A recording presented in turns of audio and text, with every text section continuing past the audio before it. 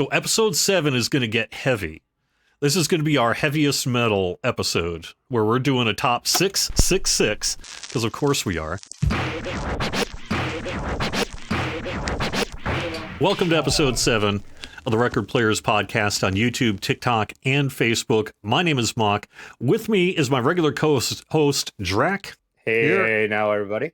And then also with me is my brother, Standpoint. How you doing? Hey, thanks for having me on. You have started doing a radio show out of the Twin Cities of Minnesota on KFAI, and that's a well-known independent radio station out of the Twin Cities. People can find them on kfai.org.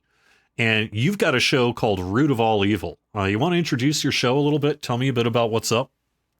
Yeah, let me be clear. It's a show that I'm joining. I did not create it. The Root of All Evil is essentially, debatably, the longest running metal show in existence. 87, according to their website, 87? As a matter of fact. Okay. Yeah. Well, 87. And it started with a gentleman named Earl Root.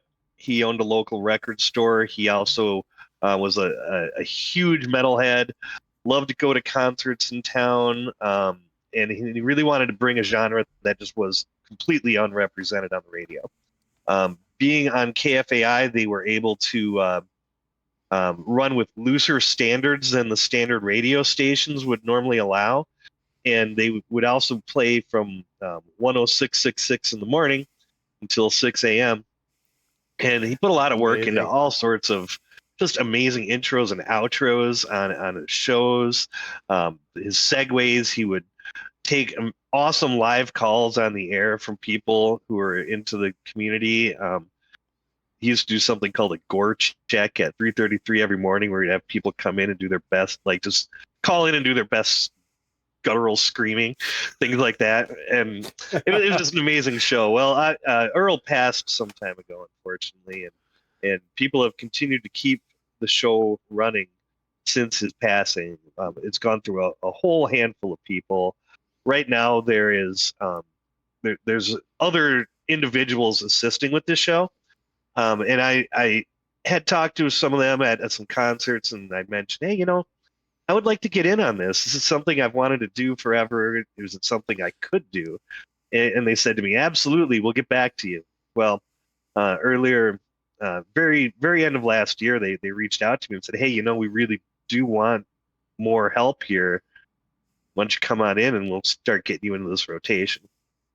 So, in time here, I'm going to be on every fifth week or so, and hosting the show myself. It's a live radio program still. We sit in the studio, we put on records, cassettes, digital, whatever, any format available, basically, and just do the show from 1 to 6 in the morning. I'm actually going to be on it on the next show here coming up, which is at 1 a.m. on Sunday here tomorrow. Yeah. And we should say personally that both you and I have a long history of listening to Root of All Evil throughout college in particular, but beyond that as well. And that anyone who's into metal in the Twin Cities is instantly going to know the Root of All Evil. I would be shocked if there was a person young or old into speed metal and thrash and death who was not aware of Root of All Evil in Minnesota. So, yeah, it's really nice too, because it's eclectic. You can play almost anything you want. It doesn't typecast itself. It likes to keep it going. Handful of weeks ago, we did a tribute to hair metal one night, where we just put on 5 hours of our favorite obscure hair metal we could find, and we had a great time with it. It was everywhere from death to hair metal.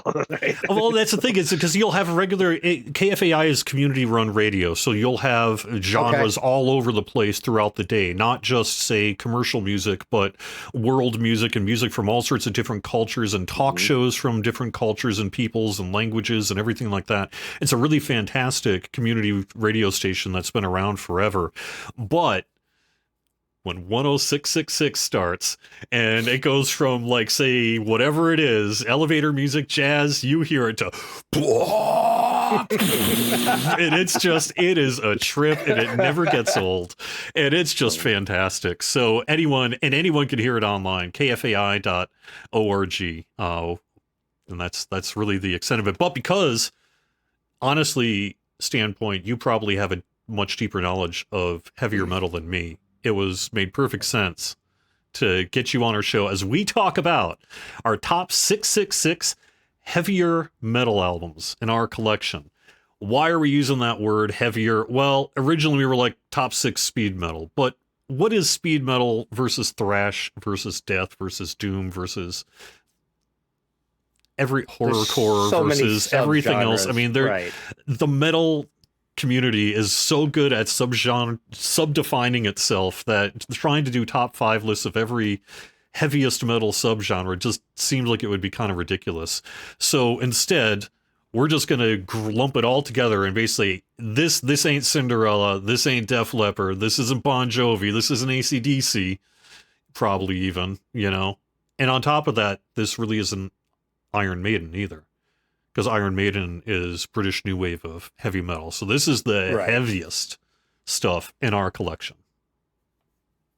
So yeah, it could be death, speed, thrash, black, anything that's not, like you said, not, we said not hair metal, not new wabum, not hard rock. So it's just anything other than that. So it's, the lists are going to be interesting. I should just preface my top 6 by saying I love a lot of this stuff, but my collection is honestly a little on the weaker side. I have a number of hard hitters that are personal favorites of mine, which is why they're great for this list, but my collection is not very extensive. It's bigger on CD because I bought a lot of that stuff back in the day on CD, but in modern days buying it on vinyl, there's just too much other music to get, and so I stand by my collection, but at the same time it's not huge, and so that's why I'm going first with a Record Store Day purchase that I saw on one of those Facebook, hey, here's our stuff for Record Store Day, and I was like, well, this is the one that's getting me in line. An original 1987 copy of Slayer Show No Mercy. This is not an original release because it originally came out in, 83 or so, like 83?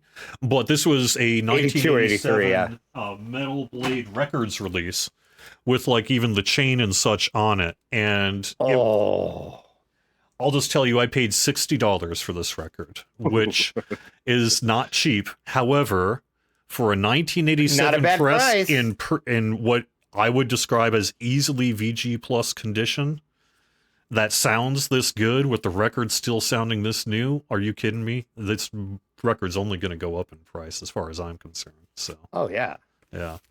I thought it was a steal, but it's part of the reason I had to buy the other cartridge, because I spent too much money on the Slayer record, which has side 6 and then side 6/6. And the clip we're going to play here is just the opening track to the album, Evil Has No Boundaries.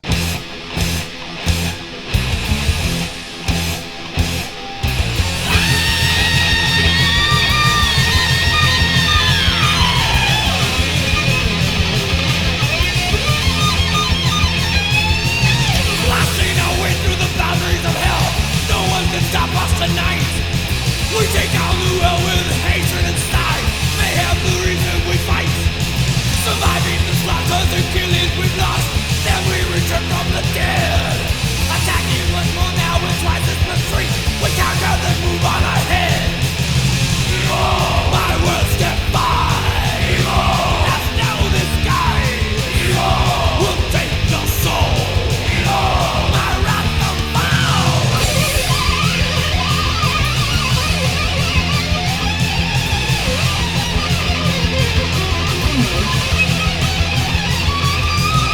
Good one to kick off this list with. Yeah, it is. My number 6, gonna go a little newer. It's a band that is together no more, but 2 of these people from this band went on to form another band that I talk about a lot. The band I'm talking about is called I Wrestled a Bear Once. And this is their album called Hail Mary.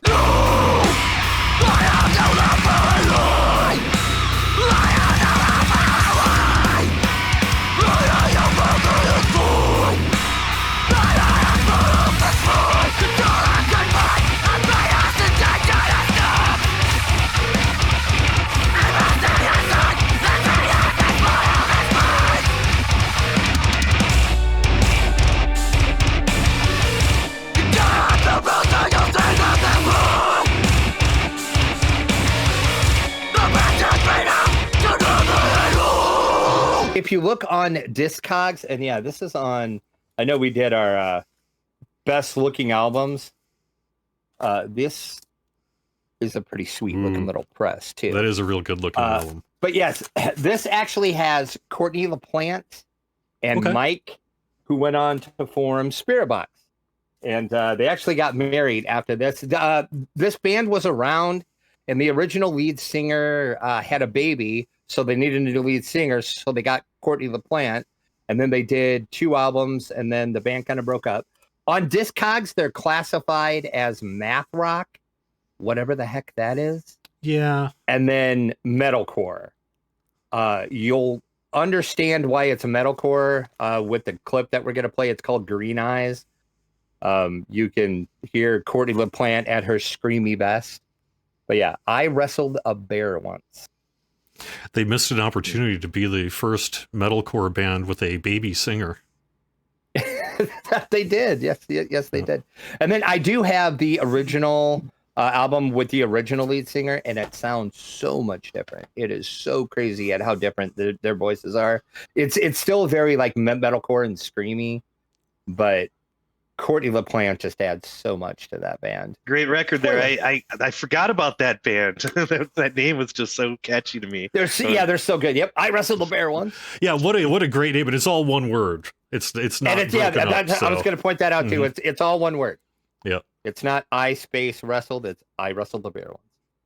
All together. All right. So I wanted to preface with saying I have a fairly large metal collection, and so I kind of went and I did a little bit more zagging here on some of my records just to pick things for various reasons. Okay. And I'm going to start with this band that I've just become obsessed with recently, and it's Bloodywood.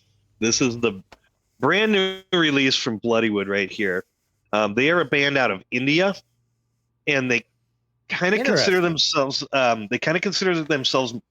guess you'd call it a bit of a mix between like metalcore and 90s throwback new metal and death metal of sorts. Now they have deep India tones in them, so they play actual traditional instruments while laying down some absolutely insane heavy riffs. And this band isn't exactly unknown, but I have been throwing out there over and over and over to people that this band is going to be huge.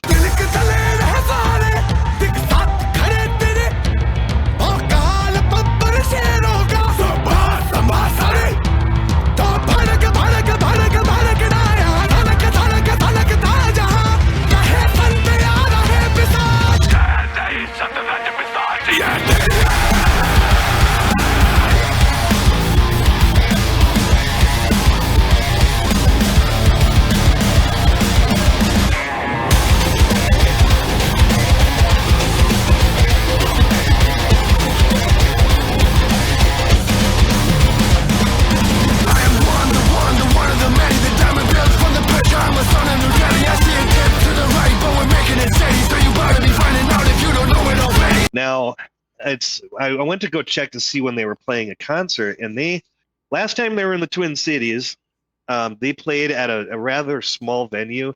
It was known as a Turf Club. They are coming this summer, and they are opening for Baby Metal at the Armory. So They are already significantly getting larger in size. But you need to check out this album and the album before it, which I unfortunately don't have on vinyl, and really get a sample of who this band is, because they are going to blow your mind. Hell yeah, I am so down for listening to that. I've never heard of that before. I've never heard of them either, actually. Yep. That sounds fantastic, though. That sounds right up my alley. Everything you were going to love it. Exactly. They mix both English. Like, yes. I believe they mix their combination. Their lyrics, I believe, are a combination of American and Punjabi. So they also speak in multiple languages on the album, and it's really cool. Standard metal riffs is exactly what my number 5 is. It is the default. It's kind of a boring pick, but at the same time, it's got to go on this list for me, and that is Metallica Ride the Lightning. This is a modern press. This is one of those you can get at Walmart for like $25 these days.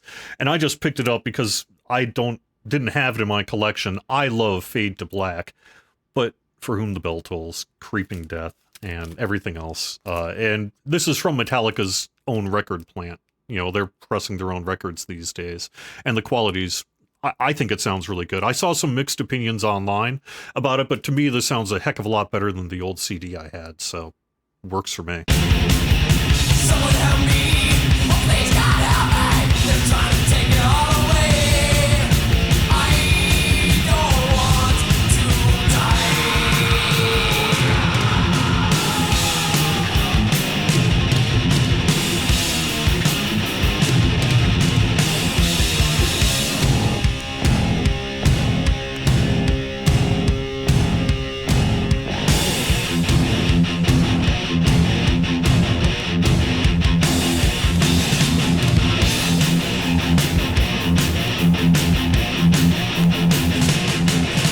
I mean, what do you say about an album that is like so big that it almost is boring to bring it out? But at the same time, are you really not going to put like Fight Fire with Fire? Are you kidding me? Fade to Black, Trapped Under Ice. I mean, come on. It's just really good. I think this is the album that created the Metallica stomp, isn't it? Because it was not fully there on Kill 'Em All. It was really that dun dun dun dun, you know, that stomp that you hear that is the Metallica sound. Really comes from got its start on this one. My number 5 kind of goes along with yours. It's not Metallica though, but it's another one of those that this really deserves to be on the list. It's Anthrax and Among the Living.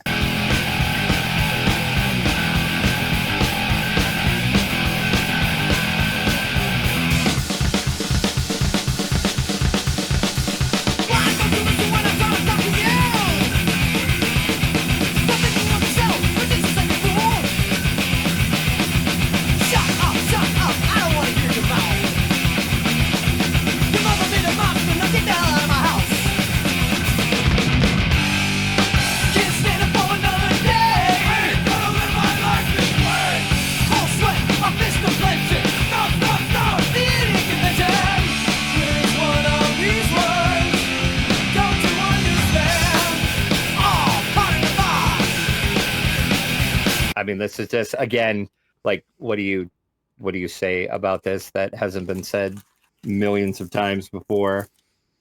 It's just straight up thrashy Anthrax being Anthrax. It's got Among the Living, Caught in a Mosh, I Am the Law, Skeleton in the Closet, Indians. I mean, it's just... I was always partial to State of Euphoria myself.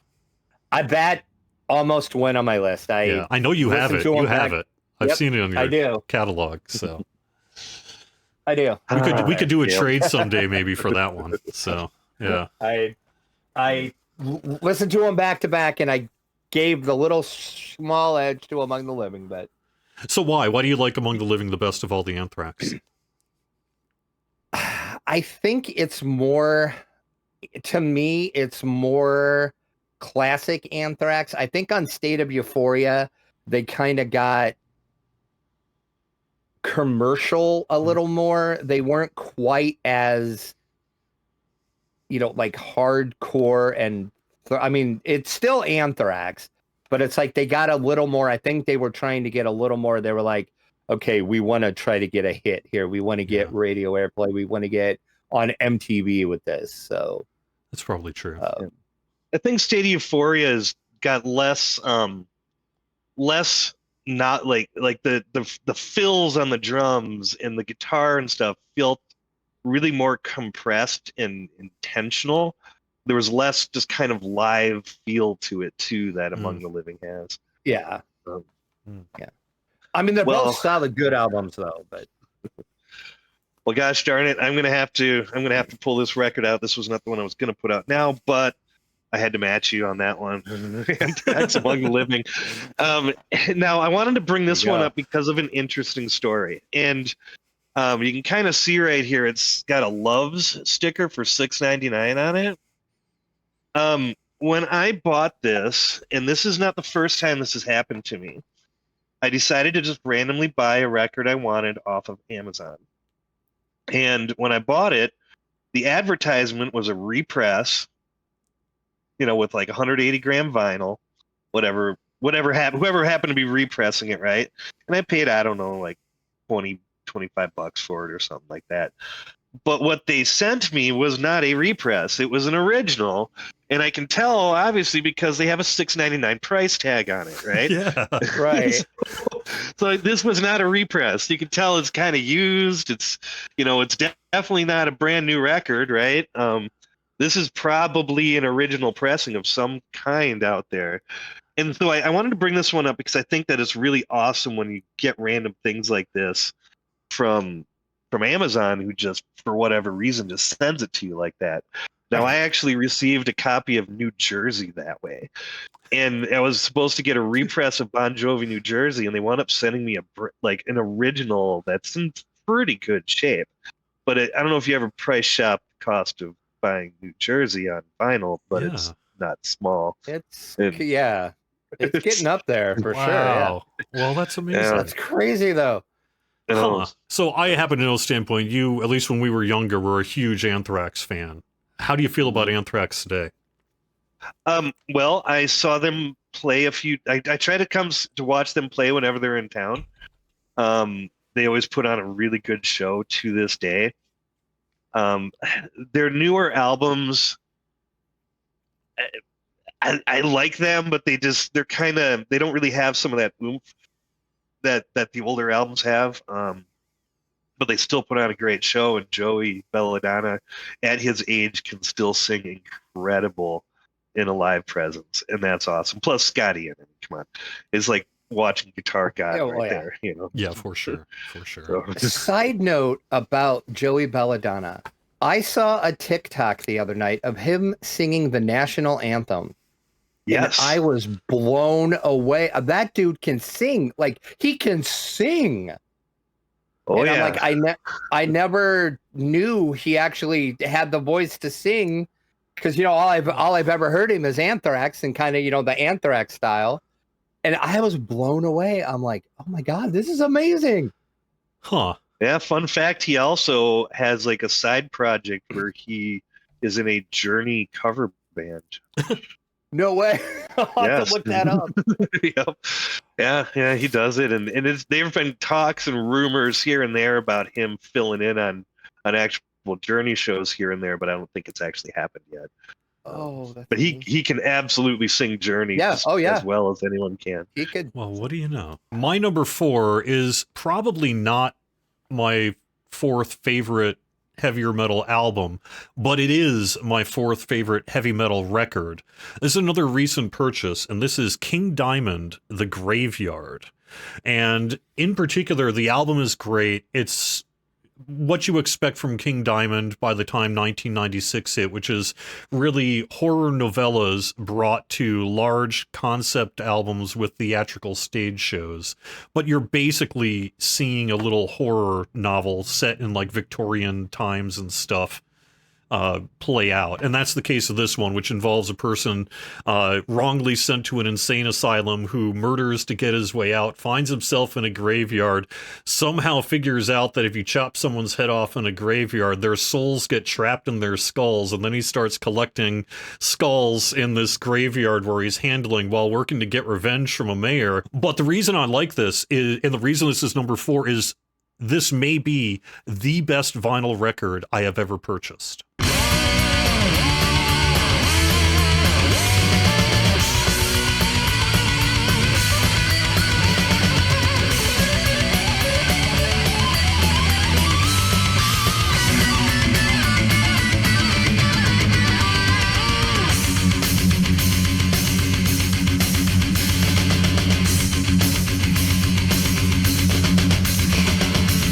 Just after midnight, they are bringing me my pill.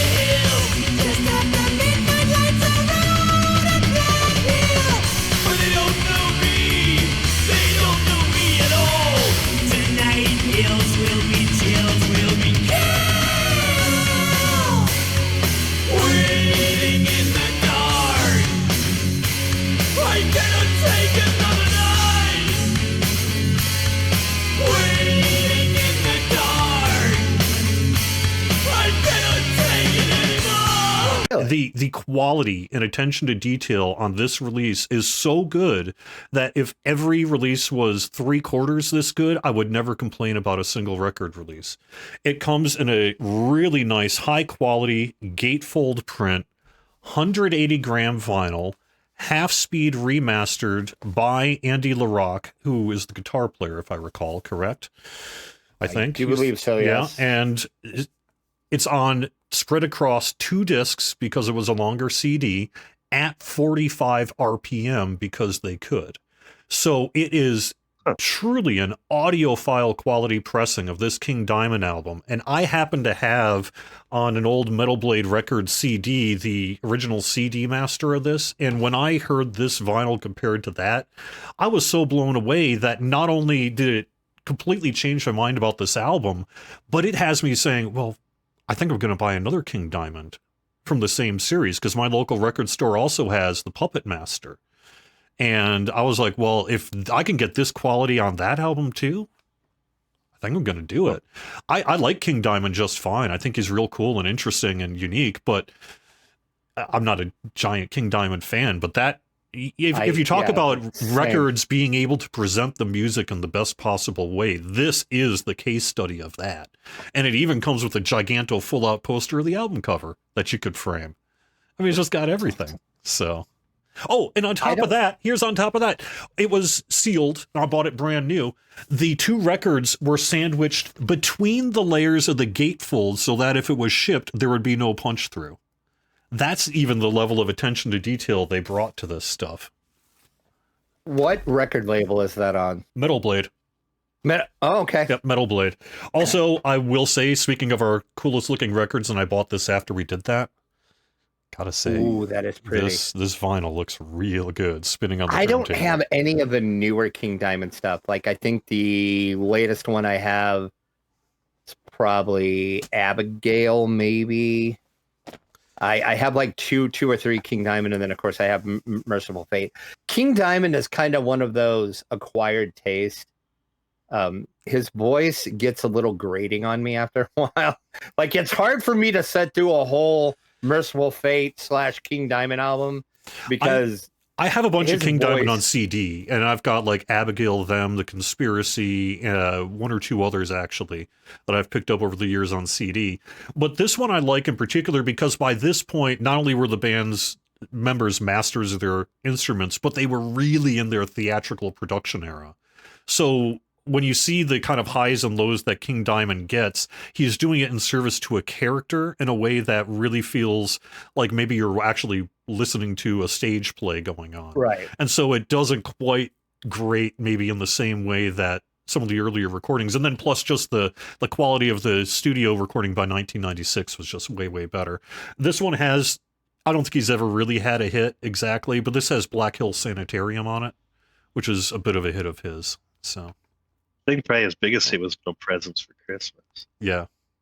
Exactly. I love that song. My number 4, another one of the just classic bands, Megadeth, and I went with the Rust in Peace album.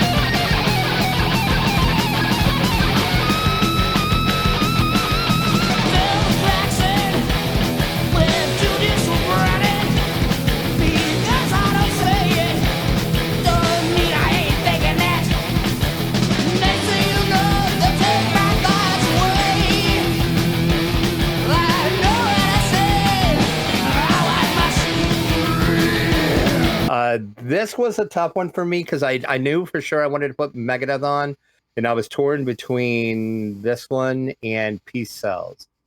I went with this one just because I love Hangar 18 and I love Holy Wars, The Punishment Due.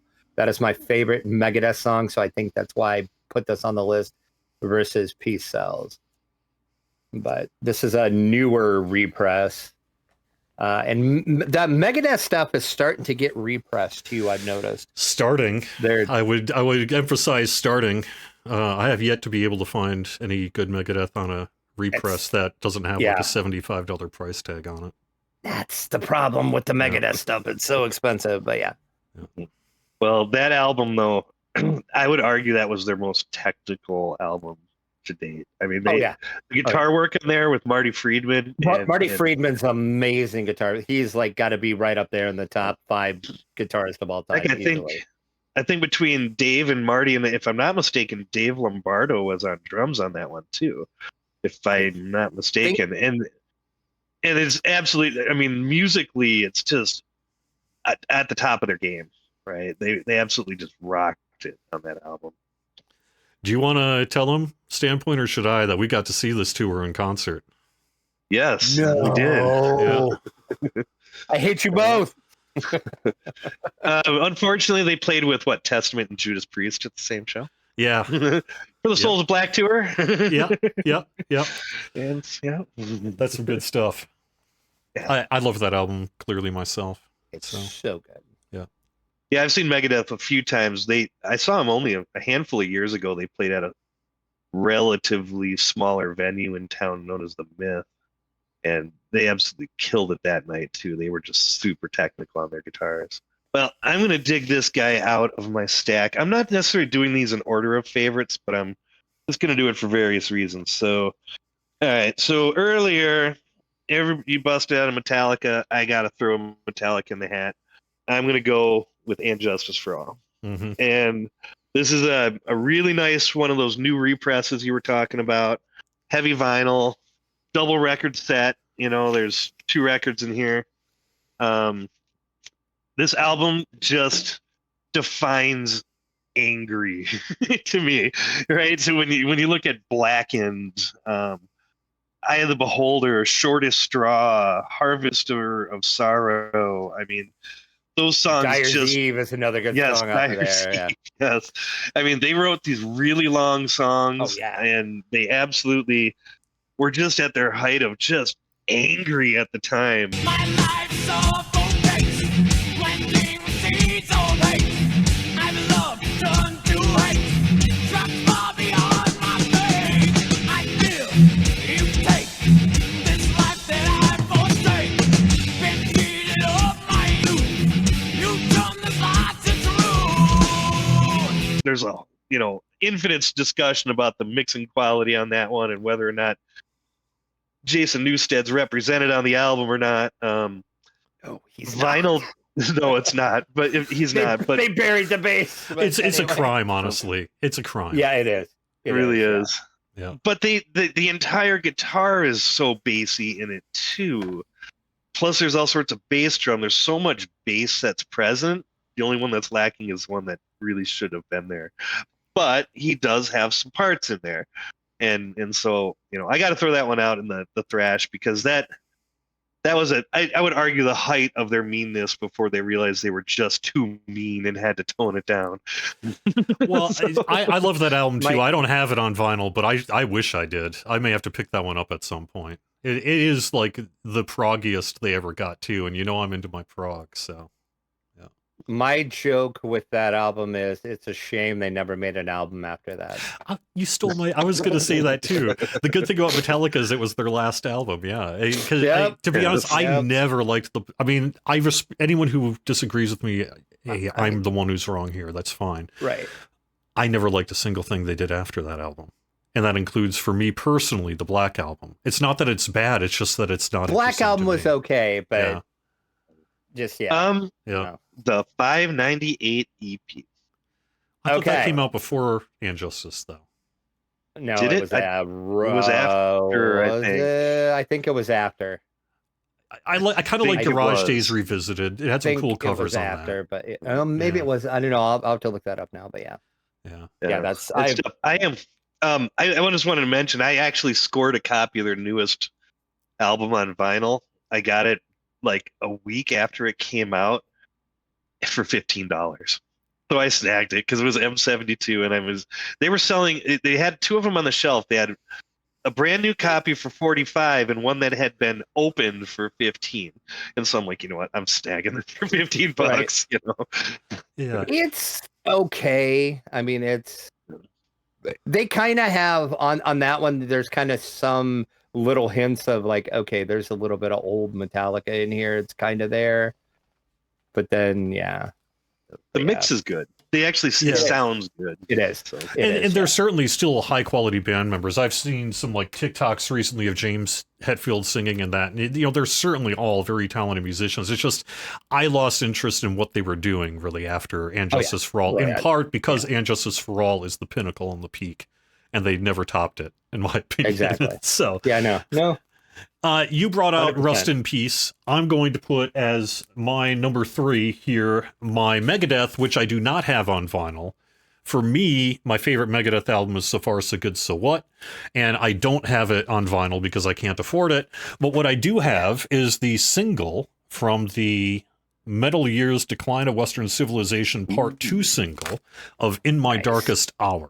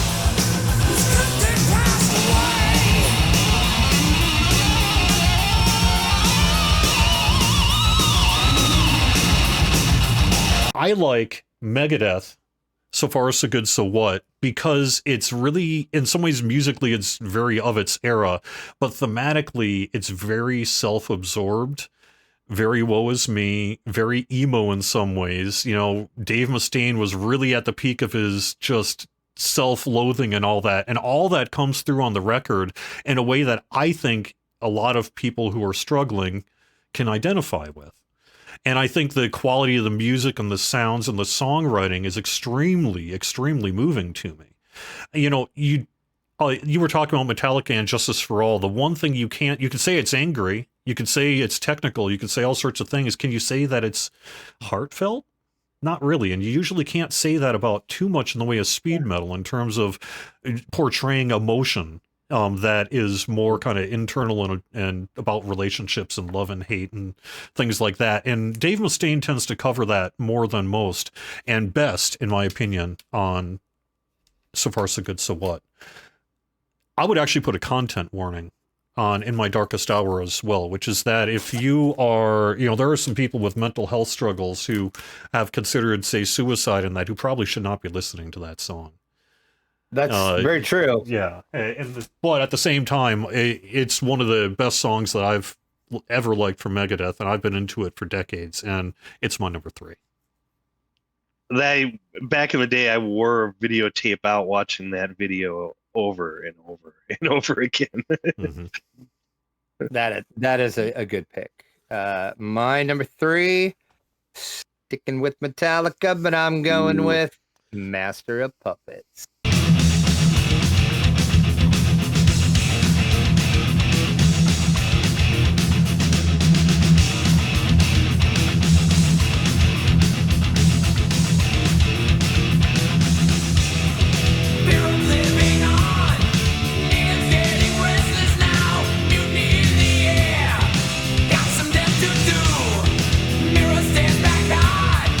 Kill with such a friendly word seems the only way.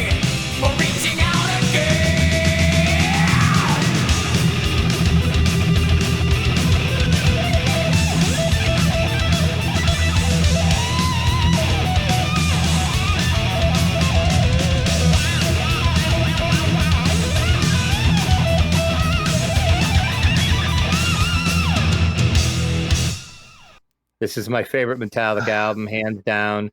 Welcome Home, Sanitarium, best Metallica song they've ever done, in my opinion. Love that song. Of course, Master of Puppets is this downright classic. This is just such a good album.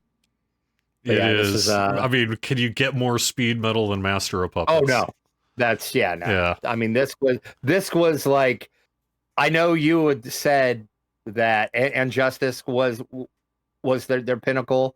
This pretty close to being their pinnacle too. I think they kind of rode this right into and Justice.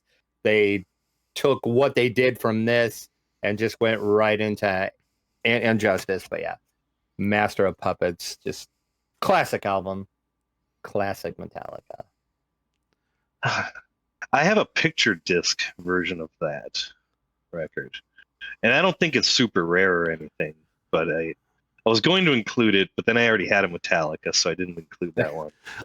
Yeah. I only have Ride the really Lightning. Cool. But here's the good news about our top 666 years. We covered all the basics because we talked about Kill 'Em All a show or two ago here. So at this point, we've covered the entire Metallica catalog of note. And actually, didn't we even do our worst heavy metal? Didn't we start with Metallica? Yeah, we did. Stay in Anger. I bought it. I bought it on CD back when it came out. I know. I gave it a lot of tries. I have the vinyl. I love Master of Puppets too, and I love the sound of the album of Master of Puppets more than I love the sound of And Justice for All.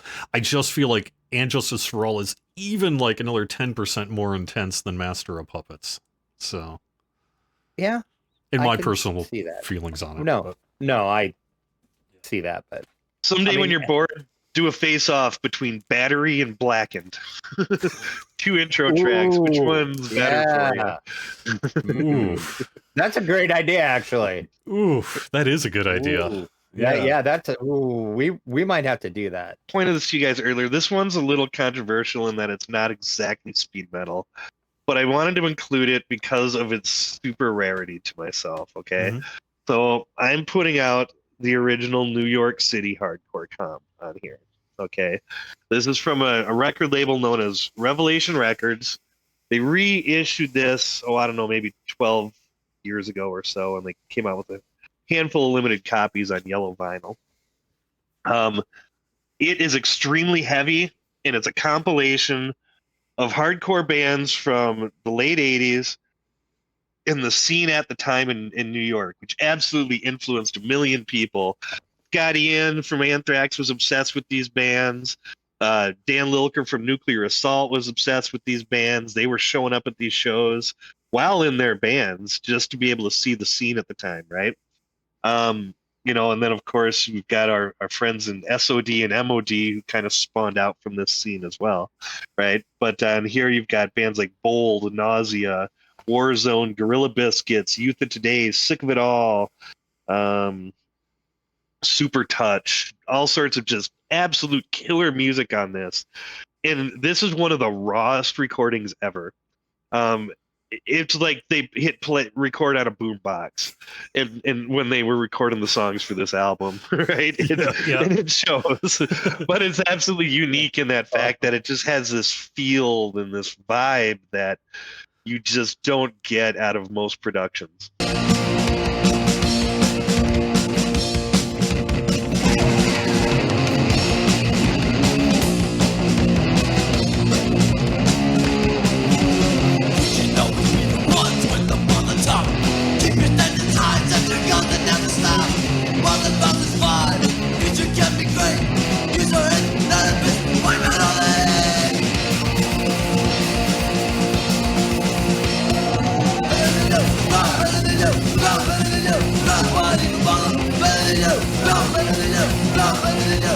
You could tell somebody made it on cassette and now it's found its way to vinyl.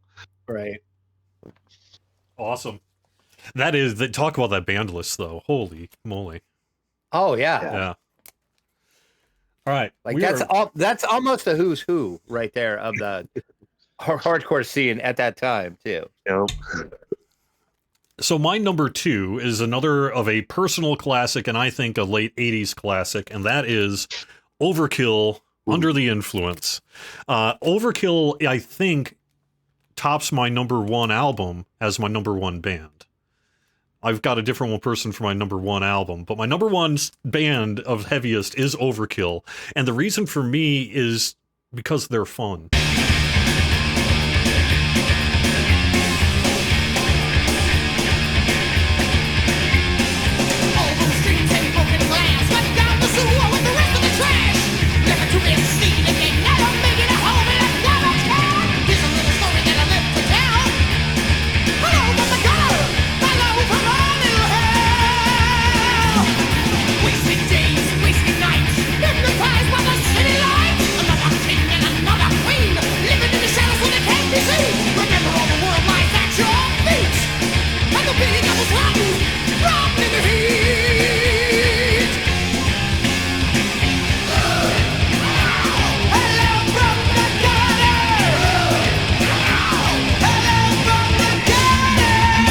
They're just more fun than a lot of other thrash and speed metal bands, and they've got the great songwriting. And as people who have listened to the show know, I care about kind of vocal delivery and things like that. And does anybody beat the singer of Overkill for basically being the Muppet version of speed metal? I mean, really? It's great. I absolutely love his vocals, and he's incredible, even to this day, from what I hear as well. So. And Under the Influence is definitely not their best sounding album, but it's the one that is the rawest and most intense as well. I didn't want to include 2 Overkill records in my top 5, but I would also point out that I went back and forth between Years of Decay and Under the Influence, and ultimately settled on Under the Influence just because I think Shred is really fun, and the bass line in End of the Line. The end of the line, there's this kind of scale bass work that goes on a couple of times in that song that just floors me every time I hear it. Yeah. I think Years of Decay was a little more produced, and Under the Influence had a little bit more raw sound, which really worked well for them. I was absolutely blessed where I got to see Overkill play at the Varsity Theater in Minneapolis, which is a really small old movie theater. Right, I don't know what the capacity is, but it's probably just a few thousand people or something. And they put on one of the better live shows I've ever seen, and that was not that long ago. So they still got it, and they still come out like fire and absolutely rock that stage. Yeah. I, for my number 2, went with a newer band, went metalcore again. We talked about it before. I went with Spirit Box and their technically debut album, Eternal Blue.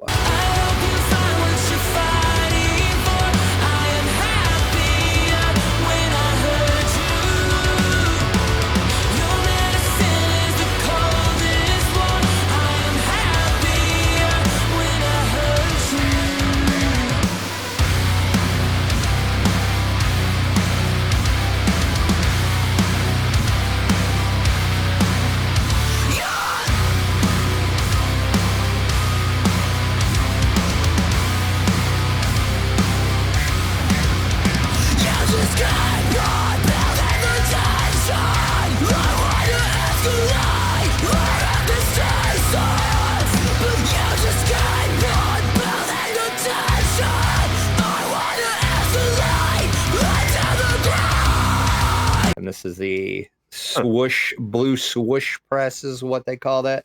And then it also has a die cut. See if I can, without breaking the vinyl there, it's got a die cut cover to where the... Ooh. Well, they're doing the Spirit Box is caring about their production, their album art and such. All their albums look amazing. Yeah, they do. So this is just like, I talked about Spirit Box before on the show a couple times.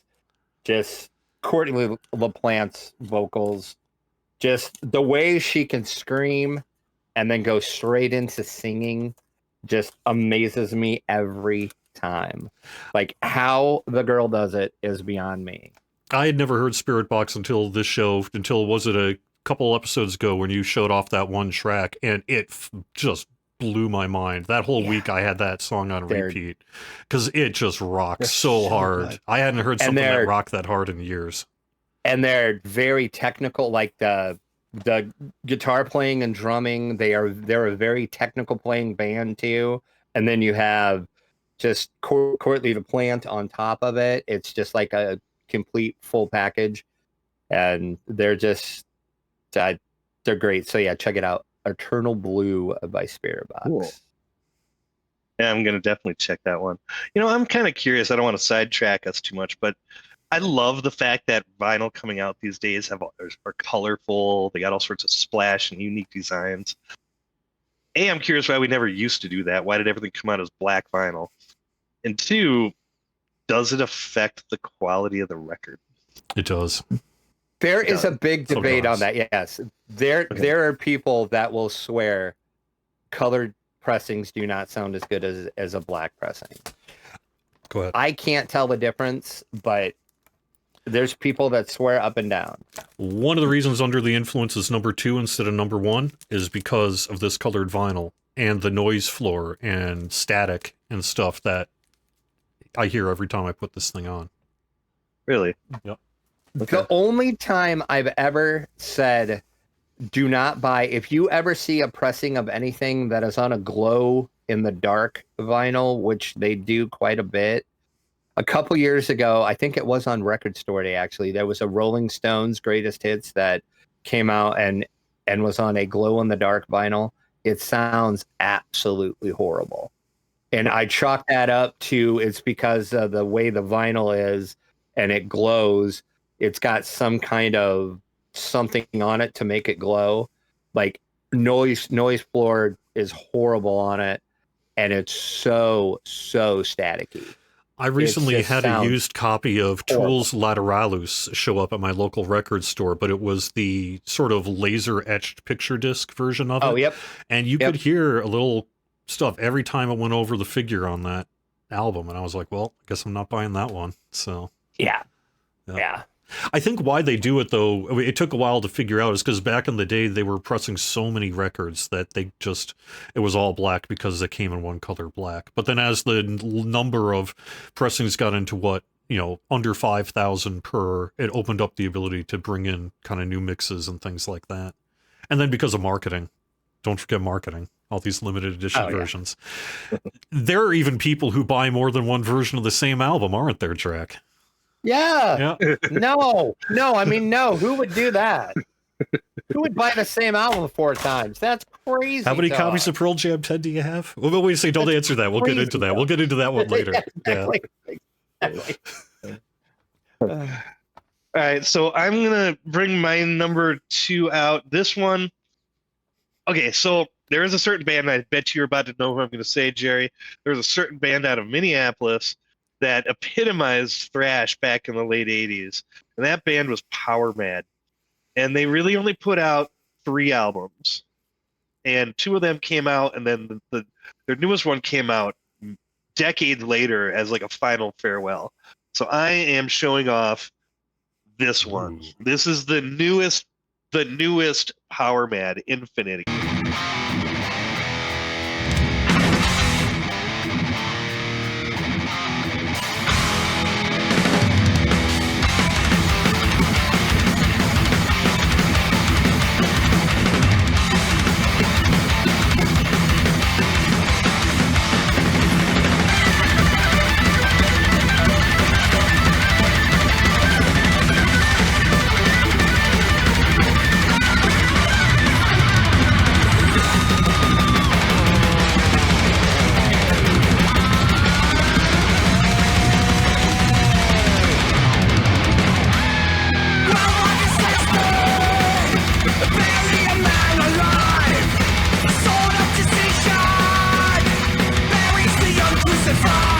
Came out, I think it came out around 2015, 2016.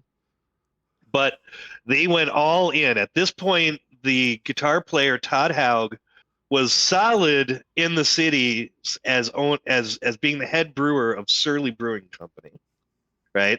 So him and, if I'm not mistaken, the bass player of this band basically founded Surly and kind of put craft beer on the map to some extent in this area, right? And Surly's gotten absolutely huge now. They're a combination food hall, concert venue, beer hall, da. Well, he was about to leave Surly back around this time, and they decided to do a one-off, another set of album and gig in the Twin Cities, which I also got to see at the Triple Rock, which is a famous little tiny place in West Bank, Minneapolis, and it's since not closed down shortly after I saw this concert. But the cool thing about it is the production on this. So let's see if I can get this to go open here. They got it all on the inside here, and then everything folds out. Wow. That's amazing looking. Oh my God. Right?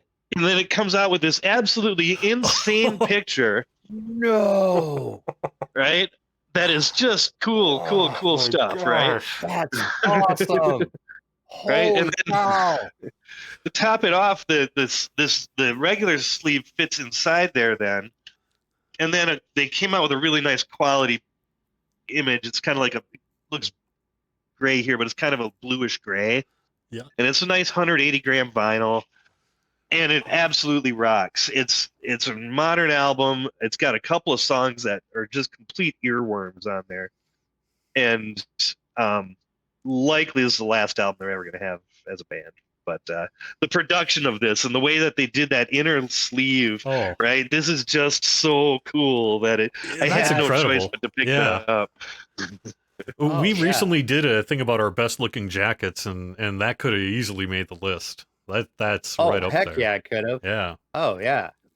100%. And top it off, I also got I bought it from the band themselves, and so they gave me guitar picks, and stickers, and all sorts of cool stuff. Awesome. Bought it direct from Pat Haug. All right, my number one, Drac, and standpoint is one we just talked about in the last episode, but let's get into it. Testament, Practice What You Preach, my favorite thrash album, and as we just talked at the start of last week's or the last episode here, the sound of this pressing is so phenomenal that I just cannot stop listening to it, and I am so happy to get the best sounding version of this amazing album ever. This just came out in the past month and a half or so, and it's so gosh darn good. It's just the greatest thing ever. But I've loved this album since it came out, picked it up on CD, and I just think that Testament's great, and this album is the best Testament.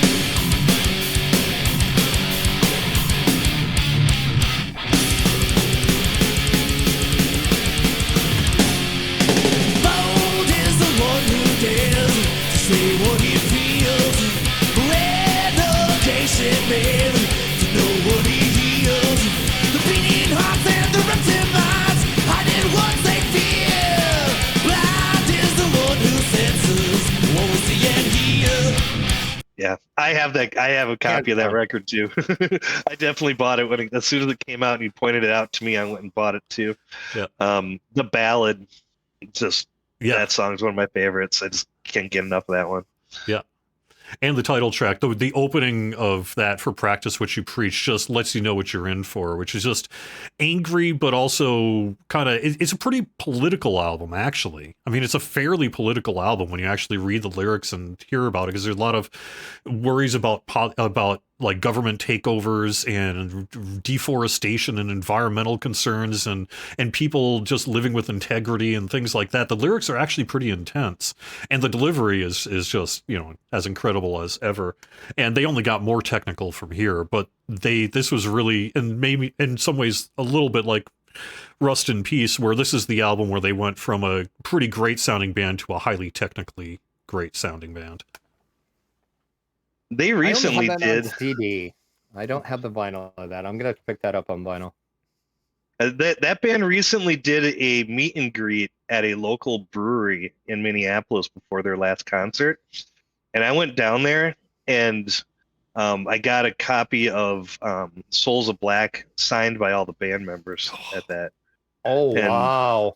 In fact, I've even got a photo where was it Chuck Billy? Mhm. Chuck. Yeah, He was Chuck like Billy, giving me the yeah. devil sign in my photo while he was Nice. giving me with his arm around me, and then the guitar player was also sitting right next to me, smiling too. So it was an absolute awesome photo of that from that out of that show. Well, not show, but meet and greet. And so it was really cool. Had a beer or two with them, just kind of talked, and then they went on their way. So. That's so good.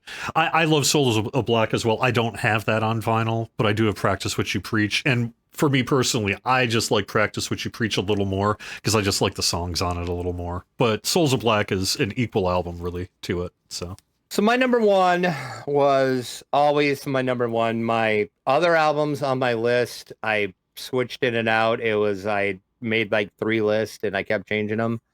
This one I knew was going to be number one. It's Slayer and Seasons in the Abyss. There's flesh, a bloody tomb, a decoration flatter right in the room. An execution, a stated ritual, that intervals of my residual. Close your eyes, look deep in your soul, step outside yourself and let your mind go. Frozen eyes stare deep in your mind as you die. Close your eyes and forget your name, step outside yourself and let your thoughts stray. As you go insane.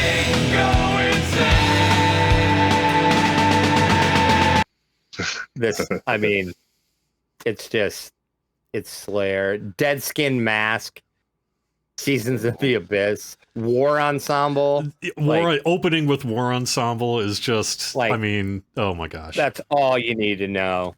Like, this is, if somebody says, what is this thrash music?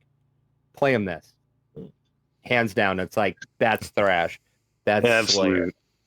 And plus that album, absolutely maddened a million parents back in the day. Yeah. Just the whole PMRC. It was the height of the PMRC and the whole like Satan era, and your kids turning to Satan because of the music they like, and and then here comes Slayer with, oh well, you want some Satan here, don't you? Here you go. Exactly. Dead Skin Mask is still a creepy song. It's got to be one of the genuinely kind of scariest songs of all time, maybe, if you were putting together a top 10. It's got to be. I would probably say it's probably 2 or 3, easily. And I love the sound of that album. If I could get it on vinyl, it would have made this top 5, but I only have it on CD because I can't find an original or official version of this album. Hands down, my favorite Slayer album too. Like, it's like not even close. I mean, I love all of the Slayer stuff, but Seasons, hands down. If I had unlimited vinyl, I might have to weigh Rain and Blood or Seasons in the Abyss. I might have to weigh Rain and Blood. Tough call. I don't know which one I would vote on that because they're both really good. Really, really like Rain and Blood, but I just love Seasons in the Abyss. Seasons of the Abyss has a little bit more of an eclectic sound. Like there's a little bit, they branch a little bit in that one. It's not all just in your face thrash like Dead Skin Mask has kind of got a slower groove in it, right? And, it's a little bit of groove, kind of like a groove metal, and like Mock said, like it's kind of got like a horror type metal vibe too. But when you do a search for that album on the internet, people keep saying that it's the slow Slayer album. And I'm like, that album isn't slow. Are you kidding me? If that album is slow, I mean, okay, sure. I guess for Slayer, maybe. I would argue that one of my favorite Slayer albums is Undisputed Attitude. And that is the one where they did nothing but punk band covers, except Slayer. And that one absolutely rips, too. And it's a completely different way. It's kind of like, you almost have to think of it like a side project in a way from what Slayer kind of is, but absolutely rocks. And so I can't get enough of that one too. Okay, so this is a fun one. I'm not going to say they're my favorite music, but this is one of my favorite records because of the story behind it. This would be a copy of Abbott, the newest Abbott album, which is this like Danish, Swedish black metal band that kind of is like King Diamond in a way.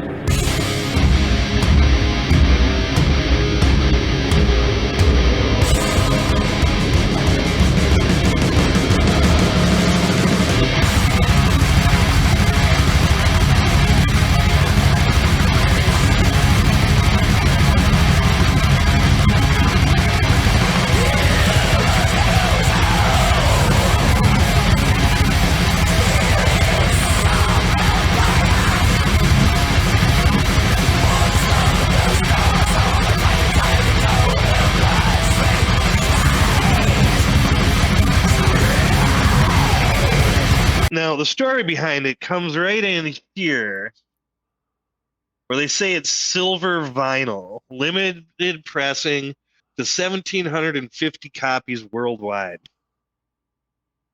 I went and saw Abbott with one of my friends at a local venue. Oh, it's really nice and fancy too, but on the inside, it's really, really shiny. It is super shiny. Is it almost like plastic covered or something, or what? Yeah, it's almost like waterproof plastic coated. Oh, that's crazy. But this guy is an absolute character. This is what he goes up on stage looking like, right? So it's a really, really fun show. So after the show, people are starting to clear out. It's silver record, by the way. And I saw the singer standing there in full stage gear behind his merch stand, right? And I went up to him and I said, well, what have you got that's super rare? And he told me in this really thick, kind of Danish English tone that he had this record that was hand-signed by himself and another guy in the band, and that it contained actual silver. It contained actual silver in the record. And I'm like, wait, you're telling me that there's actually silver in the record? And he was like, yes, there is. And he charged a pretty penny for this one. It is a really high quality album, but because it's got his signature and because it has real silver in it, he charged a lot of money for it. But I got to buy it directly from the guy who I just watched up on stage. He was out there in full makeup looking just like this, selling me this copy of this record. And whether or not this record actually contains silver, right? I'm going to argue it probably doesn't, but the singer may have allegedly told me that there's actual silver in this record. So how would you? Wow. Yeah, I guess I'm not sure how I'm not sure how you could verify that. Exactly. But hey, for those, he was in some other big bands back in the day too. If you ever get a chance to see Abbott play, absolutely worth it. Top-notch musicianship, top-notch stage show, full-on throwback into that Danish black metal look and scene. Just really worth the show time. It was a great show. Well, gosh, that's our top 666 metal. I think we covered that pretty good. There's a lot of stuff that didn't make it in, of course. Oh, yeah. Things that, I said, also rans and things that didn't quite make the cut. I don't have too many of those, though, because I just don't have... I have on CD, there would be a whole bunch I could add.